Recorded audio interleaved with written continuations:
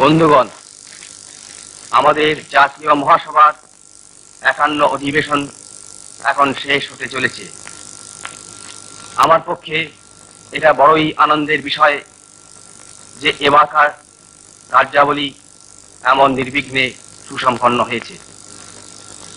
আমি যখন হরিপুরায় রওনা হই তখন অনেকের মনে এরকম আশঙ্কা দেখা দিয়েছিল যে হয়তো হরিপুরায় গত সুরাট কংগ্রেসের পুনরভিনয় হতে পারে, কিন্তু এটা আমাদের পক্ষে বড়ই সুখের কথা যে ভগবানের আশীর্বাদে সেই সমস্ত আশঙ্কা অলীক প্রতিপন্ন হয়েছে। বন্ধুগণ, আর একটা কথা ভেবে আমার মনে আজ আনন্দ দেখা দিচ্ছে।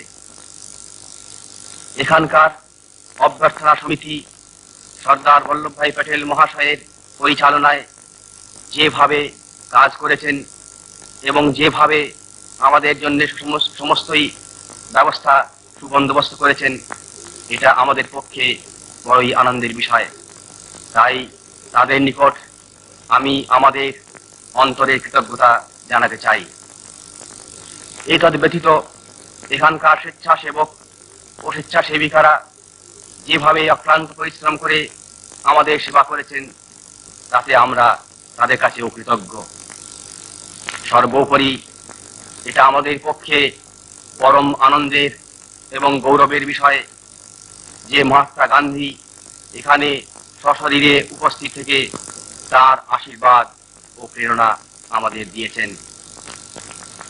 বিজ্ঞান আমাদের কাজে সহায়তা এখানে করেছে এবং আমি আশা করি যে ভবিষ্যতে আমরা আমাদের প্রচার কার্যে ফিল্ম এবং রেডিও সাহায্য আরো বেশি নেব। সর্বশেষে আমি আপনাদের কাছে আমার অন্তরে নিবেদন জানাতে চাই। সে নিবেদন হচ্ছে এই যে আমাদের জাতির ব্রত এখন উদযাপন হয়নি, আমরা এখনো পরাধীন।